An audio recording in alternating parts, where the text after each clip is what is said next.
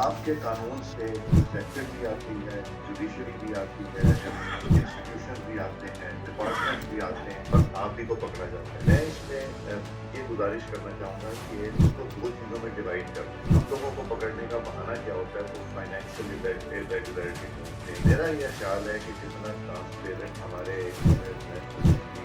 Speaker साहबान का है, हम तो कोई ठेका नहीं लेते, कोई परचेज नहीं करते, कोई ऐसी चीज़ नहीं करते, बड़ी लिमिटेड चीज़ें हैं फाइनेंशियल हमारे को। बाकी तनख्वाहें अकाउंट में स्टाफ की उसमें खर्च हो जाती है। जो प्रिंसिपल अकाउंटिंग ऑफिसर है वो कौन है? जब हम ऑडिट पैरा रेज होता है तब तो auditor general principle accounting officer के पास।